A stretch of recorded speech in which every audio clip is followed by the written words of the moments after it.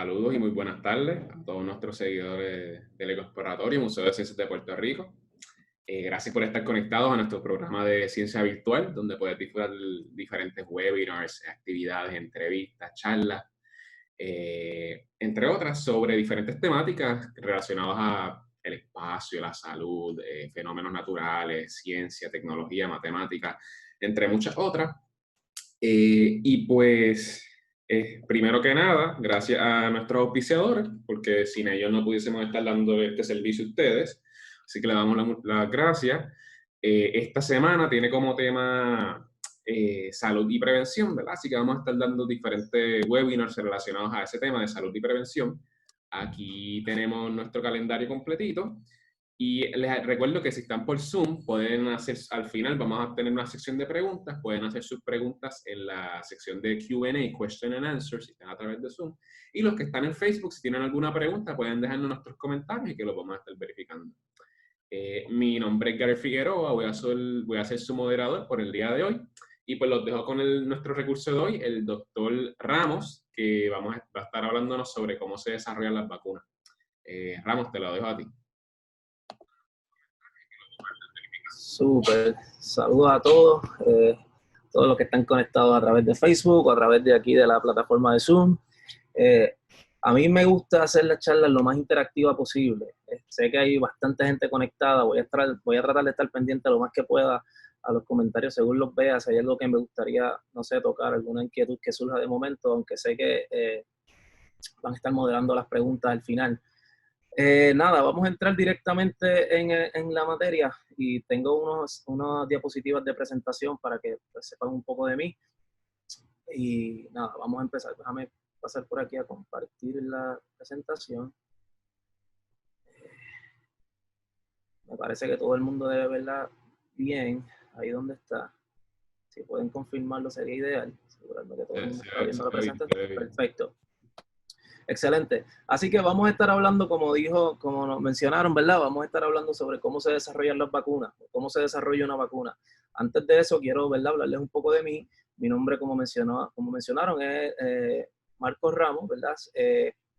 Yo soy natural del pueblo de Ceiba. Estudié en una escuela bien pequeñita, ahí en Fajardo, la Escuela Evangélica Unida. Si hay alguien de Fajardo sabe dónde está esa escuela localizada. Allí estudié, ¿verdad? Me gradué de cuarto año allí, luego de eso fui a la UPR Humacao, donde hice un bachillerato en biología. Luego de ese bachillerato en biología, entonces me muevo a UPR Ciencias Médicas, a hacer entonces mi doctorado en microbiología y zoología médica, ¿verdad? Con una especialización más en el área de inmunología, enfermedades infecciosas. Y luego entonces pasé al NIH, o al Instituto Nacional de Salud de los Estados Unidos, específicamente trabajando bajo el Instituto Nacional de Enfermedades Infecciosas y Alergias, que para los que no saben es el instituto que lidera, que lidera Anthony Fauci, que es el doctor que está a cargo de todo esto del Task Force en Estados Unidos, etc. Así que estoy acá desde hace ya 1 año y medio, más o menos, y trabajando activamente ahora con lo que es el COVID. Quizás les voy a hablar un poquito de esos proyectos, aunque lo que queremos hablar hoy es más sobre cómo se desarrolla una vacuna, cuál es el proceso para que todos podamos entender no solamente de cómo se hace, sino por qué es que todavía no existe una para el COVID-19, etc. Okay.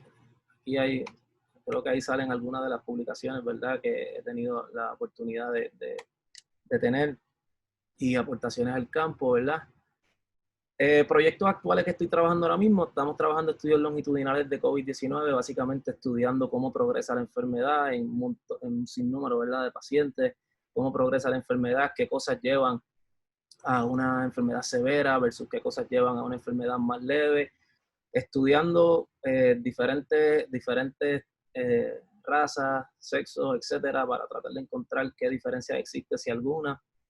Todo ese tipo de trabajo es lo que estamos haciendo ahora, y tienen algunas imágenes de nosotros trabajando en algunos estudios que hacemos también una vez la persona fallece, ¿verdad? Hacemos estudios post-mortem, como le llaman, autopsia, para poder estudiar qué cambios ocurren en el tejido, cuál es la patología que se asocia con esto y cuál es la verdadera razón o causa de muerte, a causa de una infección con SARS-CoV-2, que es lo que causa el COVID-19.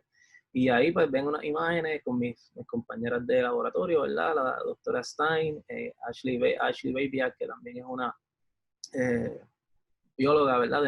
De nuestro laboratorio, parte del equipo de patología, etcétera. Y allá en la esquina superior estoy yo haciendo parte del trabajo antes de comenzar a hacer el trabajo. Así que nada, algunos conceptos importantes ahora que vamos a empezar a hablar sobre cómo se desarrolla la vacuna. Ya pues, saben un poco de mi background o de dónde vengo, así que voy a hablarles un poco sobre cuál es el proceso para el desarrollo de vacunas. Hay unos conceptos importantes que me gusta siempre aclarar antes de comenzar mis charlas, y es que ¿qué es inmunidad? Vamos a estar hablando de esta palabra o de este concepto varias veces durante la charla, así que me gustaría definirlo. Inmunidad es la protección contra la enfermedad causada por un microorganismo infeccioso o otras sustancias extrañas. Es decir, que inmunidad no es otra cosa que la protección del cuerpo. O sea, cuando el cuerpo está protegido contra un microorganismo, se dice que el cuerpo está inmune. Si se dice que desarrollas inmunidad, quiere decir que desarrollas una protección o una defensa contra esos microorganismos. ¿Okay? Un concepto bastante sencillo. Ahora, se puede complicar un poco. ¿Por qué? Porque hay diferentes tipos de inmunidad. El primer tipo de inmunidad es lo que le llaman la inmunidad innata, y como su nombre refiere, es una inmunidad que está contigo desde que tú naces. Es una inmunidad que no necesariamente tú tienes que desarrollar. Por ejemplo, nosotros tenemos algunos tipos de células en nuestro cuerpo que son células del sistema inmune innato. Quiere decir que ellas responden igual a cualquiera sea el estímulo, si es una bacteria, si es un virus, muchas veces estas células responden de la misma manera. Uno de los conceptos más claves de la inmunidad innata es la piel, ¿verdad? La piel es nuestra primera barrera contra todo tipo de enfermedades infecciosas. Y la piel no necesariamente discrimina entre qué tipo de bacteria te está infectando, si es un hongo, si es un virus, etc. Simplemente hace el mismo trabajo. Y eso es lo que es la inmunidad innata, ¿verdad? Una inmunidad básicamente como cruda, es una inmunidad que responde igual a todo. Sin embargo, hay otro concepto que le llaman la inmunidad adquirida. La inmunidad adquirida es diferente en el sentido de que esta se desarrolla o se crea según se desarrolla, según el ciclo de la vida. Y de esto hay diferentes tipos también, la activa y la pasiva. Vamos a enfocarnos primero en la pasiva. La pasiva es esta que surge cuando tú recibes inmunidad de otra persona. Por ejemplo, la madre que está lactando a su hijo, a su bebé, ¿verdad? Está pasando un cierto tipo de inmunidad. Esta inmunidad es una inmunidad que quizás es específica contra un tipo de virus, sin embargo, el bebé no la está creando por sí solo. O sea, que es una inmunidad que el bebé adquirió, pero la adquirió de forma pasiva. ¿Por qué? Porque no tuvo que crearla el mismo organismo. Y la artificial, sé que han escuchado bastante sobre la transfusión de plasma, ¿verdad? Si hay un paciente de COVID-19 que está bien grave, se busca una persona que haya estado infectado y haya sobrevivido, y se hace entonces una transfusión de plasma. Eso lo que se busca hacer es pasarle la inmunidad que la persona A desarrolló, pasarle la inmunidad a la persona B. Pero ¿qué pasa? Ahora esa inmunidad que la persona B tiene, la adquirió, pero no la creó. Así que como no la creó, es una inmunidad pasiva, aunque sigue siendo adquirida. Por otro lado, la inmunidad activa es la inmunidad que uno crea. Y de esta hay dos tipos. La natural es la inmunidad que tú creas cuando la persona se infecta y se recupera. Es decir, cuando tú eres pequeño, te dio varicela. Y después de que te dio varicela, prácticamente vas a ser inmune por muchísimos años. ¿Por qué? Porque te dio, te curaste, y ahora tu cuerpo reconoce la varicela y no te vuelve a dar, ¿verdad? La artificial, en otro caso, sería cuando entonces tú te vacunas. Cuando niño te vacunas contra una enfermedad y entonces esta enfermedad nunca te dio porque tu cuerpo creó las defensas gracias a una vacunación. Así que cuando miramos todo esto, que parece un montón, todo esto cae dentro del concepto de inmunidad. Inmunidad innata, inmunidad adquirida, y dentro de la adquirida está la activa y la pasiva. Como vamos a hablar de vacunas, pues nos vamos a enfocar en qué es la inmunidad activa artificial, que es la inmunidad que se crea a través de vacunas. ¿Okay? ¿Qué es una vacuna? En conceptos bien básicos, la vacuna es una preparación que promueve la formación de una memoria. Y la palabra memoria es bien importante en tu cuerpo, ¿verdad? Contra una enfermedad creando una protección o inmunidad, como les mencioné. La palabra memoria es importante, ¿por qué? Porque básicamente la vacuna es un entrenamiento, digámoslo así. Es un entrenamiento del sistema inmune, donde tú le estás diciendo al sistema inmune, te voy a dar un poco de esto, o te voy a dar una forma alterada de esta enfermedad, para que tu cuerpo la reconozca, aprenda a reconocerla. Es como cuando el boxeador tiene que entrenar y dice, vamos a entrenar contra una persona que tenga el mismo estilo que el boxeador al que te vas a enfrentar el día de la pelea. ¿Por qué? Porque si tiene el mismo estilo, ya tú sabes qué cosas pueden ser un punto débil, qué cosas son sus fortalezas, etcétera. Tu cuerpo así mismo reconoce ese virus que viene a través de una forma alterada en una vacuna, y cuando entonces venga la enfermedad real, tu cuerpo va a ser capaz de protegerte y de no permitir que la infección, ¿verdad?, se apodere y te enfermes. Esto se logra estimulando dos cosas mayormente. Una es anticuerpo, y quiero que recuerden esa palabra, la palabra anticuerpos. Esa es una. La otra es memoria celular, que básicamente memoria celular es que ahora tus células van a ser capaces de reconocer ese virus cuando llegue, y cuando reconozcan el virus, van y lo atacan directamente. Así que dos formas es lo que realmente crea esa inmunidad o esa defensa, protección, ¿verdad? Que es anticuerpos y la memoria celular. Ahora, Marcos, por favor, explícamelo con una gráfica o algo para poder entenderlo. Es así de sencillo. Una persona no se vacunó.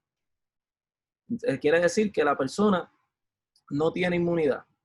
Cuando la persona no tiene inmunidad, entonces va y se enfrenta al virus, y al enfrentarse al virus o cualquier patógeno, la persona se enferma. Básicamente es una línea. No se vacuna, no tiene inmunidad, el patógeno se enfrenta al patógeno, en este caso digamos un virus, y la persona se enferma. Ahora, cuando la persona tiene inmunidad, la persona se vacuna, desarrolla inmunidad. Les mencioné anticuerpos, ¿se acuerdan? Pues el anticuerpo, esto es un anticuerpo, parece una Y, ¿verdad? Pues básicamente esa es la estructura de un anticuerpo. Y los anticuerpos van a reconocer los virus cuando infectan, los van a reconocer con esta región que está acá arriba, que le llaman la región variable. Y cuando los reconocen, básicamente es como los arrestan. Esto es como si fuera, piénsalo como si fuera un policía circulando por la sangre, esperando que el virus llegue, que quiera hacer daño, y esto lo arresta y no permite que cause la infección. Y entonces tienes también otros tipos de células, que es lo que es el componente que les mencioné de memoria celular. Cuando la persona se enfrenta al patógeno, ahora como tiene anticuerpos y memoria celular, este virus no es capaz de establecer la infección y la persona sigue caminando y sigue su vida saludable sin quizás haberse enterado que estuvo expuesto al patógeno. ¿Okay? Ahora, aunque esto parezca bastante sencillo, les pongo esta gráfica solamente para que tengan una idea de todas las cosas o algunas de las cosas, porque aquí no está todo, que pasan dentro de cada célula. Dentro de cada célula, una vez tú te vacunas, ¿verdad? Tú te vacunas y tiene que existir toda esta serie de mecanismos y de diferentes moléculas dentro del cuerpo que están tomando un rol para que al final pase lo que nosotros vemos, que es que la persona no se infecta, ¿ok? Así que no vamos a entrar en los detalles, obviamente, porque esto es demasiado detalle. Quizás algún día muchos de ustedes se dediquen a la ciencia, se dediquen al estudio de la inmunología y van a tener la oportunidad de aprender todo esto y quizás descubrir cosas nuevas que no están aquí. Ok, así que lo que vamos a hacer ahora es vamos a ir sobre esto como si fuera juntos nosotros. Vamos a ver cuánta gente tengo en Zoom. En Zoom hay 300 tantos de personas. Si nosotros fuéramos un equipo de 330 y tantos de personas que fuéramos a crear una vacuna contra el COVID-19 o contra el SARS-CoV-2, que es el virus que causa el COVID-19, ¿qué cosas tenemos que hacer? ¿Cuáles son los pasos para llegar a esa vacuna? ¿Okay? Si todos nosotros somos un gran equipo de laboratorio. Así que esto es lo que ocurrió. Tenemos un virus nuevo, SARS-CoV-2. No existe inmunidad. ¿Qué quiere decir eso? Les mencioné, esto quiere decir que nadie realmente tiene una protección contra este virus. Es decir, toda la población es susceptible. Esto le puede dar a cualquiera. Necesitamos crear una inmunidad en la población. ¿Qué hacemos? Necesitamos crear una vacuna. ¿Ok? En esta vacuna, para crear esta vacuna, ¿cómo la desarrollamos? ¿Qué tenemos que hacer? Vamos a ir paso por paso.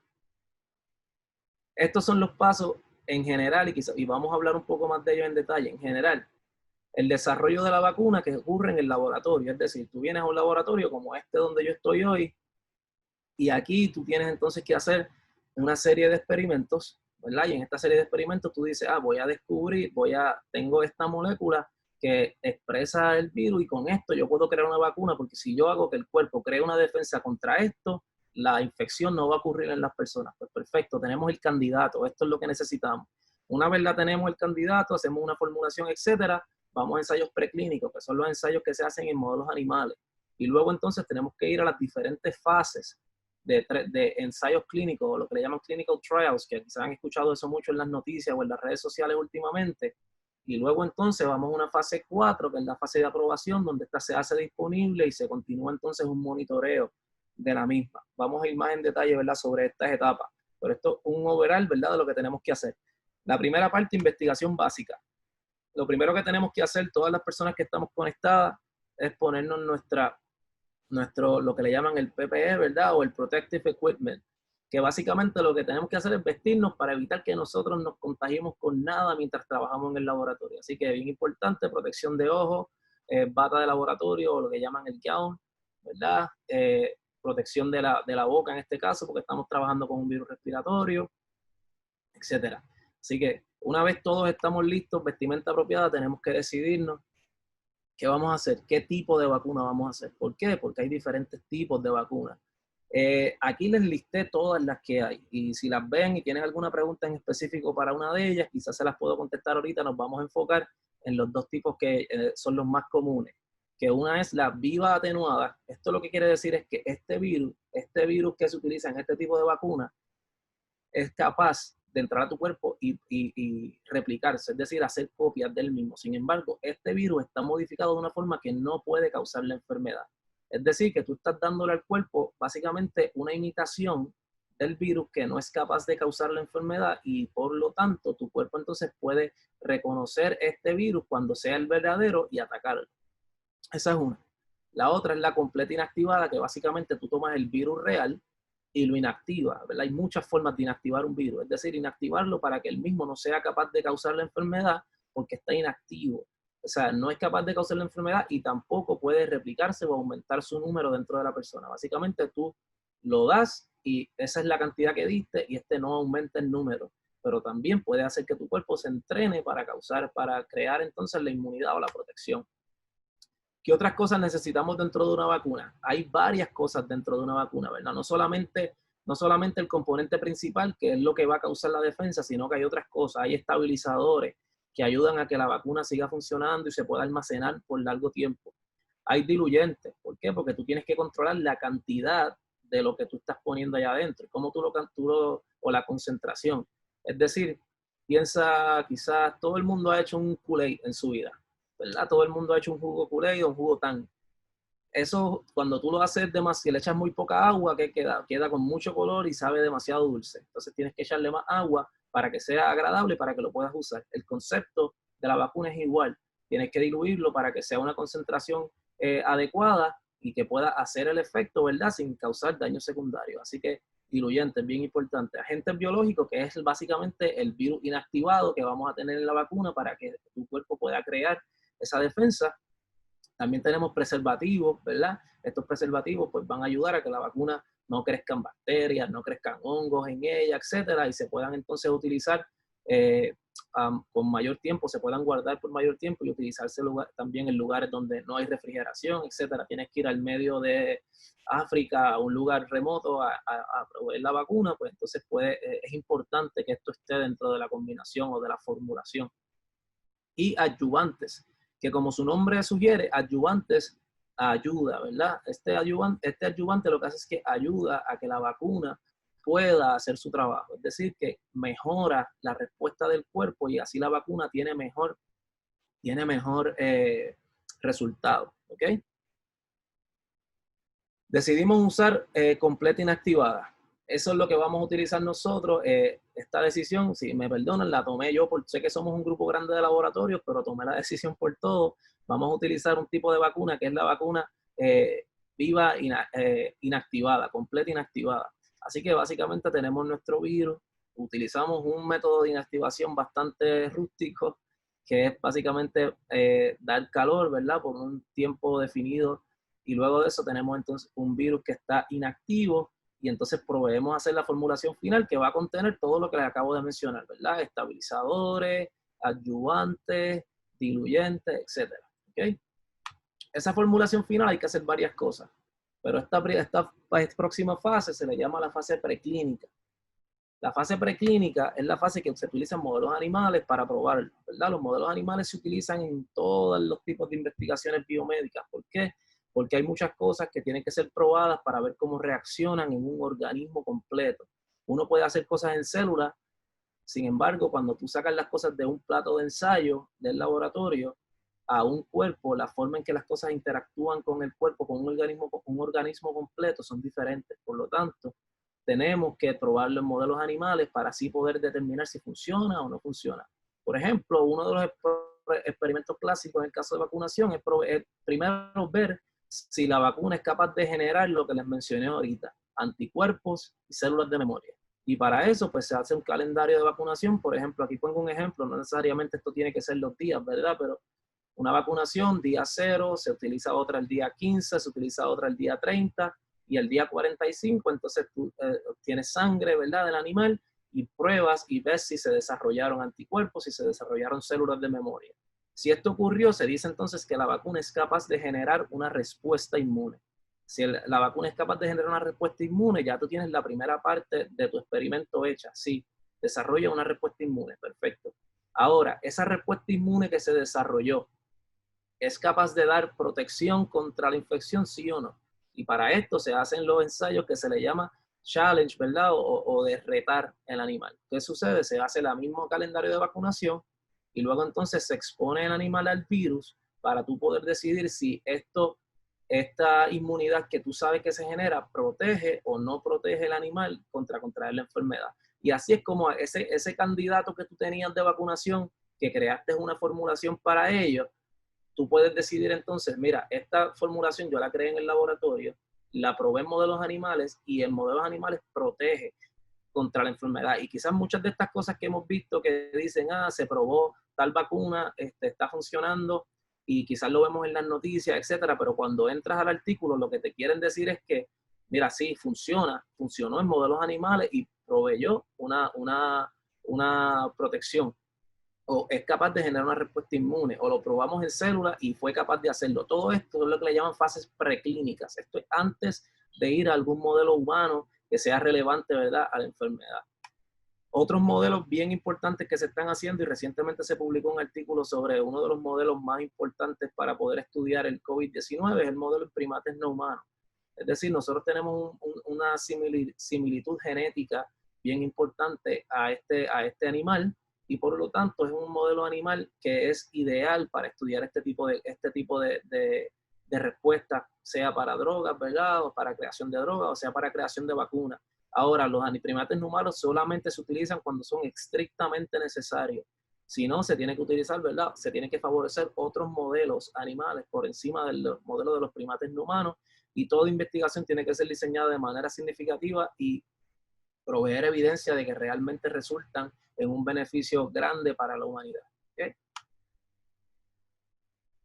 Así que excelente. A este punto tenemos una vacuna, decidimos que íbamos a hacer una vacuna completa inactiva, tenemos la vacuna, la probamos en modelos animales, la vacuna fue capaz de generar inmunidad y dijimos que la inmunidad era la protección, y lo hace generando anticuerpos, células B y células de memoria. Pueden ser B o T, después podemos entrar en esos detalles, pero células de memoria. Luego de eso la probamos en un ensayo de reto y vimos que la vacuna era capaz de proteger a los animales. Ahora, ¿qué hacemos? Se desarrolla, ¿verdad?, se hacen una serie de acercamientos al FDA, que el FDA es quien regula, ¿verdad?, todo esto en Estados Unidos, y la creación de vacunas, de drogas, etcétera. Y entonces te dan una aprobación para ensayos clínicos. Cuando tú tienes una aprobación para ensayos clínicos, quiere decir que tú probaste en modelos animales que tu vacuna era eficiente y que era segura en modelos animales, y ahora tú quieres pasar a humanos para seguir con esas pruebas y poder determinar si en efecto tienes una vacuna que puede eventualmente ser disponible comercialmente y se puede entonces llevar a ser disponible a todos. Así que ya tenemos la vacuna. Las fases de ensayos clínicos tienen varias cosas, lo voy a resumir bien fácil. La primera parte es hacer unos ensayos en humanos, ¿verdad?, en un grupo pequeño de personas que demuestre que la vacuna es segura. Lo primero que tú tienes que probar es que tu vacuna es segura para administrar y que no causa efectos adversos una vez se administra, ¿verdad?, en humanos. Es lo primero.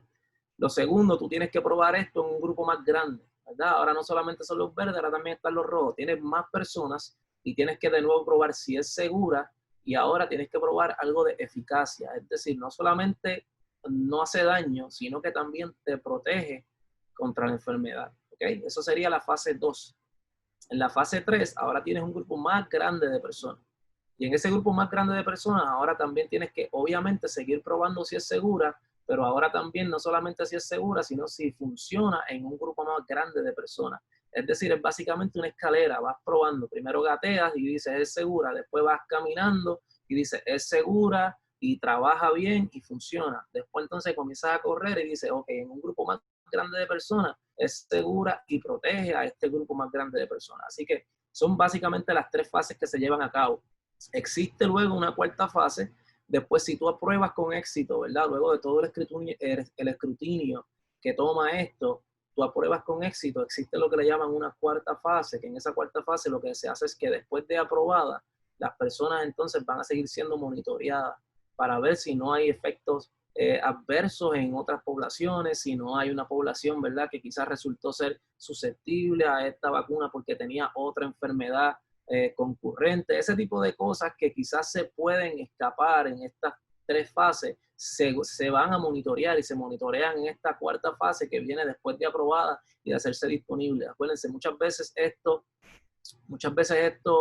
el beneficio de tener la vacuna afuera es inmediato, ¿ok? Así que tú tienes que tener la vacuna afuera y esa última fase quizás de monitoreo que jamás vas a encontrar en las primeras 3 fases por el grupo más limitado de personas, puede ser que ocurra uno en 1.000.000 de casos donde probaste que había una persona que por tener tal enfermedad podía ser más susceptible, etcétera, o tener algún efecto secundario. Esas cosas sí se monitorean, ¿verdad? En esta última fase.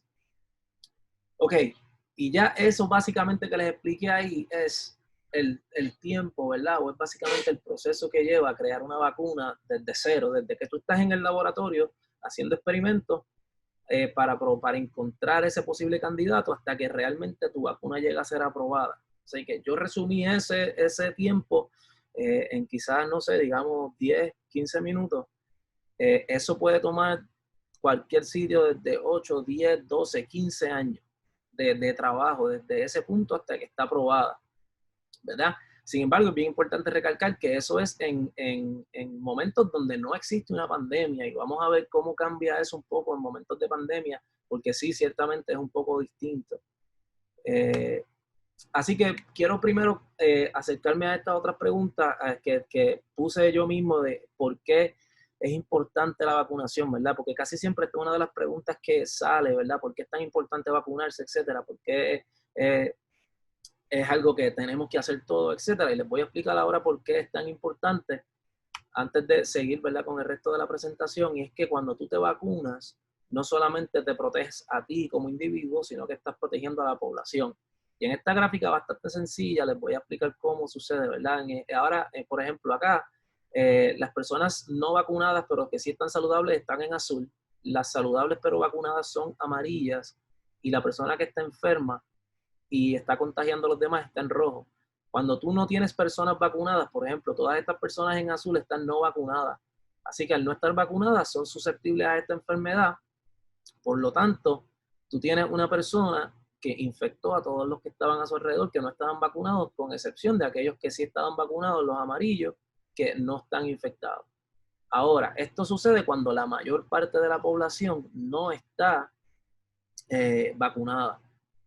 En el otro caso, donde la mayor parte de la población está vacunada, sin embargo, tiene uno que otra persona que sí, que no está vacunada, pero la mayoría sí lo están, que son los amarillos, tienes el mismo caso de la persona que está contagiando a los demás y cuando entonces miras cuál es el resultado, te das cuenta que la mayor parte de ellos no está infectado. ¿Por qué? Porque estaban vacunados y aquellos que no estaban vacunados, que son los que están en azul en estas dos esquinas, no se enfermaron. ¿Por qué no se enfermaron? Porque cuando la mayor parte de la población está vacunada, la enfermedad o el virus, en este caso, no puede correr por la población. Es decir, que digamos que llegó a esta persona, pero de esta persona, como está vacunada, se detuvo ahí. y el virus se detuvo y no pudo circular. Al no poder circular, las personas que no son capaces de vacunarse porque son inmunocomprometidos, porque son mayores de edad, porque son muy pequeños quizás para tener esta vacuna, la vacuna que es de turno, etcétera, esas personas están protegidas gracias a que la mayor parte de la población que sí se puede vacunar lo hizo, y entonces el virus no puede circular a través de la población y por lo tanto protege a las demás personas.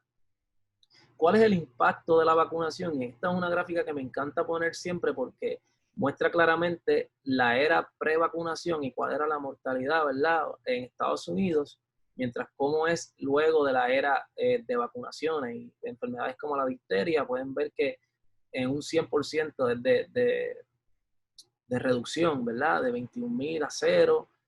Otras enfermedades como hemófilo influenza, 20.000 a 243, el sarampión de 530.000, 217, ¿verdad? Bajo un 99% hasta 61%, y muchas otras, ¿verdad? El polio, por ejemplo. Polio es una enfermedad que aterrorizaba a todo el mundo en Estados Unidos hace unos años, y después de la vacuna de Sabin y Salk, que era esta vacuna de polio, quizás las personas que tengan mayor edad, no sé, se recordarán cuando se ponía la vacuna oral, que todo el mundo tenía que hacer fila y se daba una vacuna oral, que era la vacuna de Sabin. Era una vacuna para el polio, y básicamente pasó de aterrorizar a todos en Estados Unidos a hacer algo que básicamente es inexistente, y hoy casi nadie se preocupa por eso, con excepción, ¿verdad?, de algunos casos en algunas partes del mundo. Ok, la pregunta que más me hacen recientemente es: ¿en qué etapa se encuentra la vacuna para el COVID-19? Mira, yo di una charla hace, digamos, 2 semanas quizás, y el número de candidatos en fase clínica. ¿Se acuerdan que les hablé de las fases clínicas donde empezabas con un grupo más pequeño, un grupo más grande y un grupo más grande? ¿Se acuerdan que era fase 1, grupo pequeño, fase 2, grupo un poco más grande, fase 3, un grupo entonces más grande? Pues hace 2 semanas quizás las vacunas que estaban en fase clínica, que es la fase ya de probar en humanos, eran 4. 2 semanas luego ya van 10 que están en esa fase, ¿verdad? Hay diferentes tipos. O sea, hoy hablamos de lo que era una vacuna inactivada y cómo se creaba una vacuna inactivada. Pues mira, estas vacunas que están aquí son de ese mismo tipo, vacunas inactivadas, y están en fase 1-2, fase 1-2, ¿verdad? Y de estas ya hay 10. Y como pueden ver acá en el fondo de esta imagen, hay 121 candidatos en fases preclínicas. Acuérdense, las fases preclínicas son las fases que son de experimentación en el laboratorio y modelos animales. Ahora, cuando alguien les diga, sí, ya hay tantas vacunas en fase clínica, usted sabe lo que eso significa, o le digan, hay tantas vacunas en fase preclínica, pues ya también entonces sabe qué es lo que quiere decir preclínica, fase preclínica versus fase clínica. Y la buena noticia es que ya hay 10, ¿verdad? Los mejores estimados indican, y este estimado viene de el director del Instituto Nacional de Salud, Francis Collins, que él mencionó que, siendo optimista, ¿verdad?, quizás para de enero al verano del próximo año ya tengamos una. Acuérdense que cuando pasamos por todo este trayecto que acabamos de recorrer en esta presentación, vimos todo el trabajo, ¿verdad?, todo lo que hay que hacer para poder desarrollar una vacuna, y que eso fue un compendio del compendio. Sin embargo, todo ese tiempo, que quizás son 10 años de trabajo, al haber una pandemia y una emergencia que requiere la velocidad, ¿verdad?, muchas de estas fases lo que hacen es que no es que se acortan, sino que se mezclan, ¿verdad? Estas fases se tratan de mezclar de forma en que se pueda acelerar el proceso. La única forma en que tú puedes llegar a una vacuna en 1.5 a 2 años, que es lo que se está tratando de hacer para el COVID-19, es si estas fases se mezclan de tal forma donde no pierdes rigurosidad en el proceso, más sin embargo lo aceleras significativamente y puedes bajar ese tiempo y tener algo disponible. Arriba ven que fue el que hablamos hoy, cuál es el paradigma tradicional, ¿verdad? Que es lo que normalmente se hace, que toma muchos años, 10, 12 años quizás. Sin embargo, abajo están viendo cuál es el paradigma que se utiliza cuando hay un outbreak o cuando hay una pandemia como esta, ¿verdad? Que lo que hace es que el tiempo se hace overlapping, ¿verdad? O se unen las fases y se acorta el tiempo que toma desarrollar la vacuna. ¿Okay? Esto es una frase que me encanta compartir, y es que el impacto que ha tenido la vacunación en la salud del mundo es exagerado. Con excepción del agua potable, ninguna otra modalidad, ni siquiera los antibióticos, han tenido un efecto tan importante en la reducción de la mortalidad y el crecimiento de la población. Así que, con excepción del agua que podemos bebernos, que sale por la pluma y nos las podemos beber, que eso no siempre ha sido así, que hubo un tiempo que esa agua era, básicamente no era podías consumir. Con excepción de eso, nada ha tenido más beneficio en la salud de la población y mejorando las expectativas de vida que la vacunación. ¿Okay? Así que es bien importante la vacunación y eso un poco lo detalla. Ahí está mi información de contacto para todas las personas, ¿verdad?, que se quieran poner en contacto conmigo, que tengan preguntas adicionales, que quieran hablar un poco más sobre el tema. Esa es mi información de contacto. Me hago disponible para todos, mayormente a través del correo electrónico. Y también, bien importante, la página Ciencia en tus Manos, que si estás aquí viendo el Zoom o estás conectado a través de Facebook, es un search bien rapidito. Escribe Ciencia en tus Manos en el search de Facebook y ese es el logo que están viendo ahí abajo es el logo de nuestra página. Ahí hablamos todos los días, hablamos algo sobre COVID, tenemos updates diarios con cuáles son los números de Puerto Rico, tenemos diferentes columnas con opiniones, ¿verdad? Diferentes columnas con opiniones, diferentes temas que salen y básicamente ahí escribimos la opinión de eso. Una de las personas que está ayudando 100% ahora con la página es Brian Cobo, que sé que estuvo dando una charla con ustedes en el Ecoexploratorio hace poco. Un muchacho excelente y estamos trabajando para mantener el contenido siempre moviéndose, contenido bien informativo. Ahora mismo, pues como es natural, mayormente nos enfocamos en COVID, sin embargo, tenemos un contenido de otros tipos de enfermedades, eventos significativos en la ciencia, como en la comunidad, etcétera. Así que les invito a que den like a la página, les va a gustar y lo más importante es que no tiene que ser científico para entender lo que vamos a poner. Ahí hablamos de ciencia en un lenguaje para todos porque la ciencia debe ser accesible y la ciencia es de todos nosotros. Así que, habiendo dicho eso, me gustaría ahora pasar de nuevo la parte para que pues, puedan hacer todas las preguntas que deseen. Doctor Ramos, excelente información, ¿verdad? El chat completo está diciendo que le encantó, excelente información, muy interesante. Hay varias preguntas. Ya mucha gente me ha hecho esta pregunta sobre por qué se tienen que usar animales para Sí. una vacuna. Esa es una de las preguntas más comunes que recibo, ¿verdad? La razón por la que esto se hace es porque los animales, pues, naturalmente son organismos vivos complejos. Los humanos somos organismos vivos que somos complejos. Es decir, que cuando tú tienes un cultivo celular, tú tienes un sistema que es bien controlado, ¿verdad? Tú tienes tus tipos de células y en ese tipo de células tú haces una estimulación con algo y tú ves cómo se interacciona y eso es bien informativo. Sin embargo, cuando tú tienes entonces un organismo que es complejo, la forma en que todos esos componentes interaccionan cambia. Así que al cambiar la forma en que los componentes interaccionan, tú necesitas tener la forma de poder predecir cómo esto actúa en un organismo complejo. Tú no puedes sacar algo de un sistema controlado en células y llevarlo a un humano porque te estás brincando muchos pasos en cuál es la interacción que tiene eso en el sistema. Así que por eso es que los modelos animales te dan un acercamiento quizás un poco más real de lo que puede pasar en un humano y así es como tú controlas la seguridad de lo que tú estás ofreciendo, de lo que tú estás desarrollando. Por eso es que los modelos animales son tan importantes, ¿verdad? El más que se usa, digamos, es el ratón, ¿verdad? Y las ratas.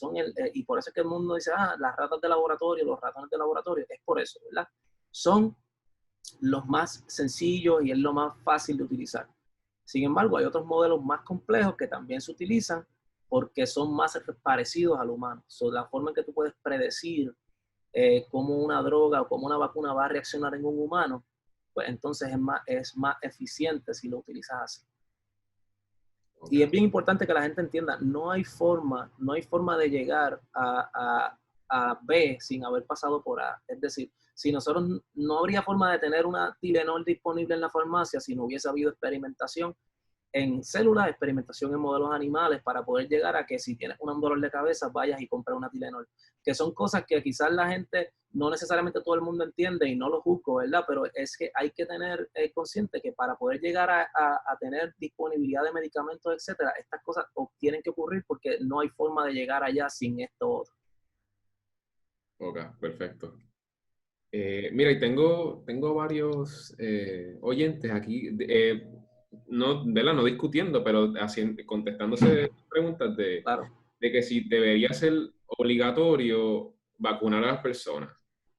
Mira, eso también, y eso también es una pregunta controversial. Te voy a dar mi opinión y no necesariamente esto representa ninguna opinión de otras personas, ni de los que me emplean, ni nada. Yo pienso que lo importante de la vacunación es que no es una protección solamente individual, sino que es una protección de comunidad. Es decir, que vacunarnos no solamente nos protege a nosotros, sino que protege a los demás.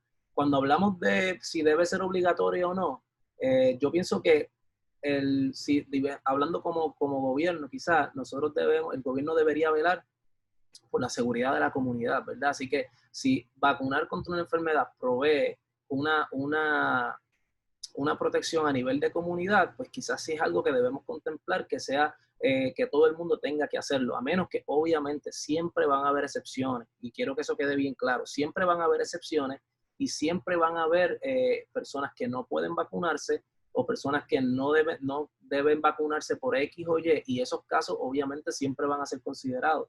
Sin embargo, si tú tienes que tomar la decisión de tener que vacunar a todas las personas que están saludables y puedes hacerlo, a mi entender es una decisión prudente porque protege a la comunidad, al pueblo en general. Mira, un anónimo nos está preguntando, ¿verdad? Nos está diciendo que desde los 18 no me vacuno, actualmente tengo 49. Él nos pregunta que si realmente es necesario vacunarse, porque según él nunca se ha contagiado con un virus a través de todos estos años. Pues mira, también una pregunta muy buena. La razón por la que, me atrevería a decir, la razón por la que no te has enfermado con quizás ningún virus peligroso es porque lo que mencioné de la protección de comunidad, donde si la mayor parte de la población está vacunada contra algo, pues el virus no circula. Pero, por ejemplo, en el tiempo donde estaba el polio, ¿verdad? Causando estragos en Estados Unidos y en otras partes del mundo, cualquier persona que no hubiese estado vacunada era alto riesgo al nivel que podía contraer la enfermedad y tener la parálisis que causaba el polio. ¿Por qué? Porque esta enfermedad estaba circulando en la población. Ahora, una vez se pone la vacunación en contexto y todo el mundo está vacunado, ahora estas personas que quedaban, algunas personas, individuos que no estaban vacunados, de repente decían, yo no me vacuné y no me enfermé, pero no te enfermaste porque la mayor parte de la población ya se había vacunado contra el polio y ahora la enfermedad no estaba corriendo. Por lo tanto, la oportunidad o quizás digamos la oportunidad de tú enfrentarte o tener que encontrarte con el virus era bien pequeña. Y quizás por eso es que una persona que no esté vacunada puede protegerse. Y es el caso y es lo que queremos, básicamente, es que la mayor parte esté vacunada, la mayor parte de la población esté vacunada, porque hay personas que no pueden, o ancianos que ya su sistema inmune está debilitado. Y estas personas, está en nosotros protegerlas si nos vacunamos y no permitimos que estas enfermedades corran en la población. Me encanta esa respuesta. No había pensado en eso y tienes toda la razón. Mira, otra pregunta aquí encontré interesante. Ahí se me perdió. Ok. ¿Qué significa que una enfermedad mute y cómo esto puede perjudicar a la creación de una vacuna? Excelente pregunta también. Mira, cuando todos los virus, y quiero que eso quede bien claro, todos los virus mutan. Mutar no es otra cosa que cambiar, ¿ok? Por ejemplo, tú tienes un virus que hoy es de esta forma, el virus mutó, y el virus quizás lo que mutó fue una tontería en su material genético y eso no cambió nada en cómo el virus se ve o cómo el virus actúa o cómo el virus causa la enfermedad. Pero sí es una mutación, pero esa mutación no lleva a cambios. Ahora, hay momentos donde esa mutación sí lleva a cambio. ¿Y cuál es el caso más claro? Es la influenza. La influenza tiene en su superficie dos proteínas, ¿verdad? La hemaglutinina y la neuroaminidasa. Estas dos proteínas básicamente lo que hacen es que visten el virus. Es la parte externa, que es lo primero que tu cuerpo ve cuando tú te expones a la influenza. Así que estas proteínas que están en la superficie son bien mutadas, o sea, mutan mucho, mutan con una rapidez bien grande. ¿Y qué pasa? En este caso, cuando esas proteínas mutan, como eso es lo que viste el virus, tu cuerpo reconoce a una, pero si el año que viene mutó, es otra y ahora tu cuerpo no la reconoce. Por eso es que todos los años hay que cambiar la vacuna, porque básicamente digamos que el virus se viste o se pone otra ropa todos los años. Y lo que se trata de hacer es tú predecir cómo se va a vestir el virus el año que viene, y así entonces tú puedes crear una vacuna para tratar de contrarrestar la cantidad de infecciones que van a haber. Así que el concepto de mutar, hay momentos como el de la influenza donde sí puede resultar en cambios tan grandes que ahora la vacuna que hicimos el año pasado no necesariamente funciona para esta. Ahora bien, en el SARS-CoV-2, que es lo que causa el COVID-19, esto no se ha probado. Aunque se dice que sí, el virus está mutando, etcétera, no está mutando al nivel donde tú dices, si yo creo una vacuna hoy, no va a funcionar mañana, porque el virus está cambiando. Está cambiando, sí, perfecto. Está cambiando de forma tan minúscula que ni siquiera resulta en cambios aparentes a la estructura o capacidad de infección del virus. Mira, tenemos otra pregunta aquí de un anónimo, que si el virus es un ser vivo o no. Me encanta esa pregunta. Eso es uno de los grandes misterios de la ciencia. El virus, en teoría, no es un ser vivo, porque el virus no tiene la capacidad de reproducirse por él mismo. La única forma en que el virus puede aumentar su número, ¿verdad? Si es dentro de un hospedero. Si ese hospedero es humano, si ese hospedero es un animal, si ese hospedero es una célula, pues eso va a depender. Pero lo que tiene que hacer el virus tiene que entrar a la célula. Y una vez entra a la célula, básicamente se apodera de la maquinaria de la célula, que sí está viva, ¿verdad?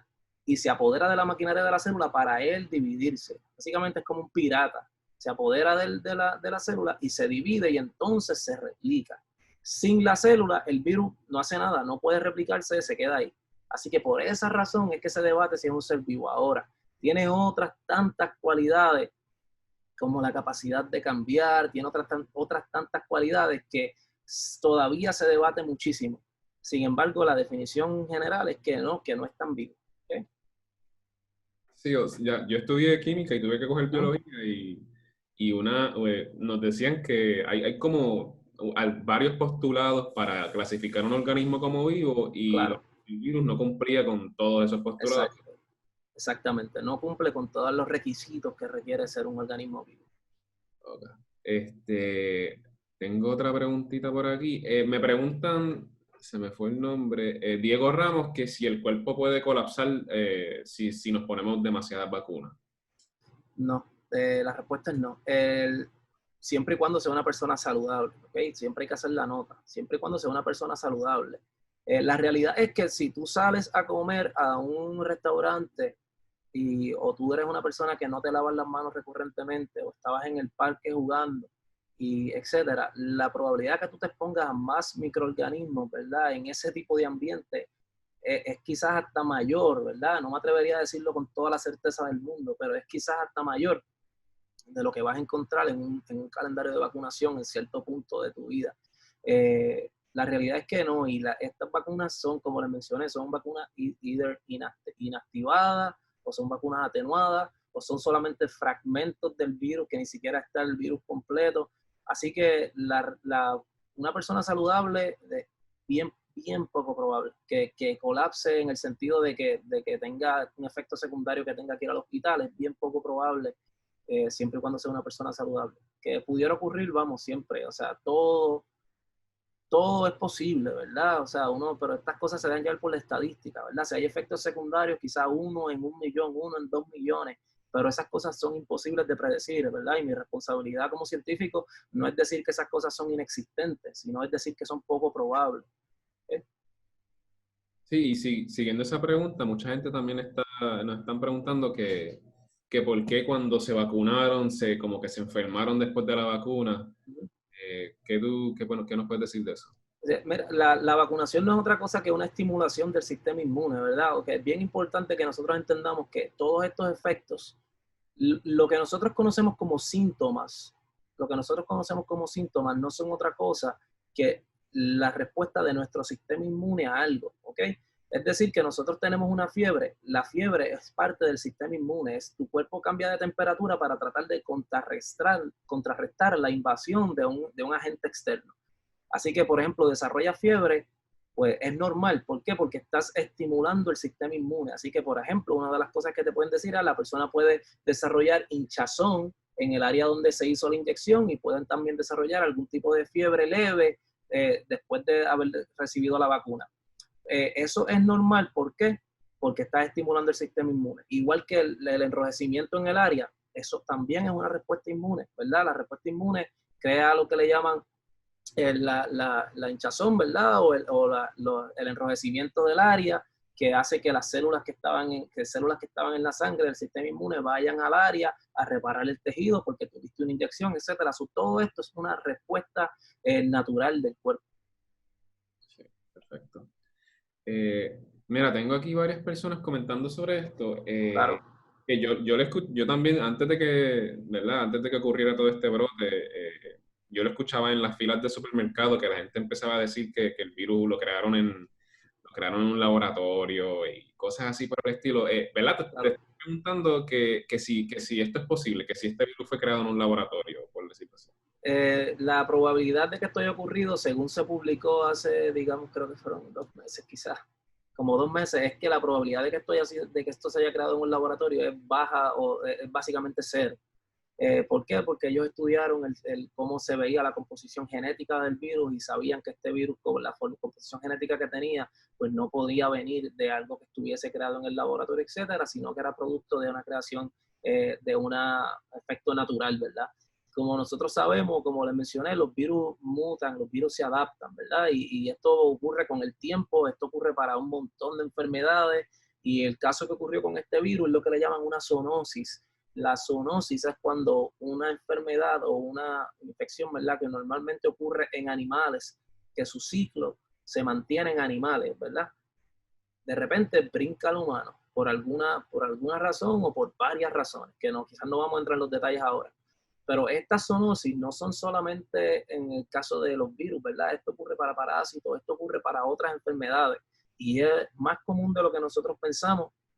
Y es lo que estamos viendo ahora, ¿verdad? Es la información que existe, es lo que se ha dicho hasta ahora y lo que se ha probado, y basado en evidencia científica, que es lo que siempre recalco a las personas, es que la información debe estar basada en evidencia científica.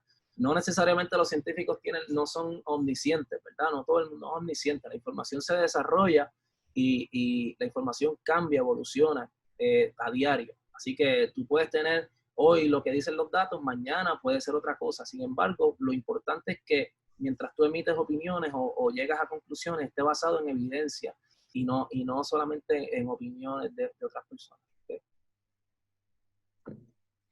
Mira, un anónimo nos pregunta, ¿verdad? Una pregunta interesante, que si usted sabe por qué se ha hecho tan difícil conseguir una vacuna del VIH.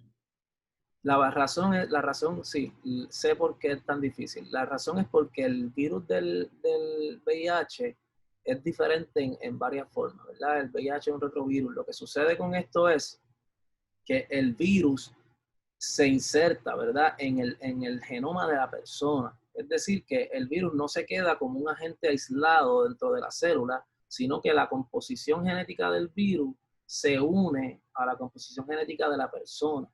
Por lo tanto, cuando tú das los retrovirales, que es los antivirales que se utilizan para el tratamiento del VIH, puede hacer que básicamente el virus sea no detectable en la sangre. Es decir, que la persona no detectas el virus en la sangre. Sin embargo, tú no puedes llamar que la persona se curó porque se sabe que el virus se inserta en el genoma de la persona y ahora el virus vive con la persona dentro de sus propias células. Así que por eso es que es difícil. Lo que se trata de hacer es buscar formas en que el sacar ese material genético y tratar de curarlo, digamos, de esa forma o eliminarlo de esa forma. Pero, ¿verdad? Eso son investigaciones en desarrollo. Y básicamente esa es una de las razones principales por la cual no existe, ¿verdad?, un tratamiento, vacuna, etcétera, contra esta enfermedad. Ya se nos está acabando el tiempo, vamos a hacer 2 o 3 preguntitas más. Hay un montón de preguntas más, pero vamos a escoger 2 o 3 más. Las que tú me digas, no hay problema. Mira, Sandra Pérez nos está preguntando que si una persona puede ser alérgica a una vacuna. Sí, eso puede pasar. No necesariamente alérgica al componente biológico, ¿verdad? O al virus como tal, pero puede ser alérgica a alguno de los componentes en la vacuna. Sí, eso puede ocurrir. Y es bien importante que se sepa, ¿verdad? Por ejemplo, hay unas vacunas que se utilizan embriones, ¿verdad? O del huevo, etcétera, para hacerlas, y hay personas que son alérgicas a este componente, no pueden utilizar este tipo de vacuna, así que sí, eso es algo que puede ocurrir. Okay. Sí. Entonces, vamos para una última pregunta entonces. Ángel Lorenzana nos está preguntando que dónde está ubicado su laboratorio, si nos puede decir. Ahora mismo yo estoy trabajando en el Instituto Nacional de Salud, yo estoy trabajando en Bethesda, Maryland. Estoy en Maryland ahora mismo, trabajando con enfermedades infecciosas en general, así que desde que el COVID está arrasando, básicamente pues estamos todos trabajando en diferentes proyectos relacionados al COVID-19. Perfecto. Sí. Pues muchas gracias, doctor. Si nos puede presentar un momentito de nuevo su email, que muchas personas... Claro, déjame buscarlo por aquí. Tengo que tener la presentación abierta aquí. Share. Okay. Ahí está mi información. Okay, perfecto. ¿Verdad que le pueden También, sí, también si me siguen en la página Ciencia en tus manos, yo monitoreo básicamente los mensajes ahí, eso sí, también me pueden contactar por ahí si quieren hacer eso, o si no, por mensaje, como sea, me pueden contactar allá.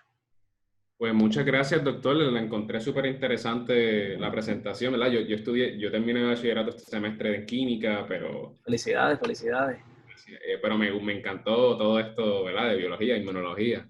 Gracias, no, gracias a ustedes. Muchas gracias por la invitación. Gracias a todas las personas que estuvieron conectadas. Para mí siempre es un placer hablarle a las personas. Sé que debe haber muchos estudiantes conectados. Quiero decirle a los estudiantes, ¿verdad? Yo he tenido la gracia, ¿verdad?, de poder avanzar en mi carrera, etcétera.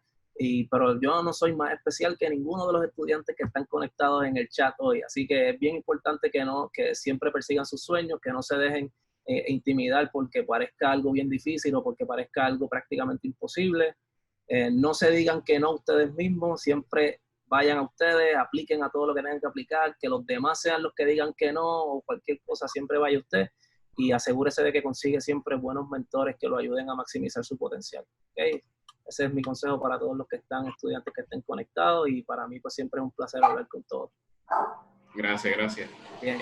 Mil gracias por la presentación. Agradecemos nuevamente a nuestros auspiciadores, que gracias a ellos podemos brindarle este servicio a ustedes. Y pues no se olviden que para más información pueden acceder a ecoexploratorio.org/ciencia virtual. Aquí está nuestro número de teléfono, nuestro correo electrónico, y acuérdense seguir nuestras redes sociales en YouTube, Facebook, Instagram, Twitter, que nos llamamos Ecoexploratorio. Y si quieren ver este webinar o webinars anteriores que ya hemos dado, pueden acceder a nuestra página de Facebook, que siempre se quedan ahí guardados, y en nuestra página de YouTube también, que están guardados. Muchas gracias a todos por atender y espero que se lo hayan disfrutado. Gracias, doctor.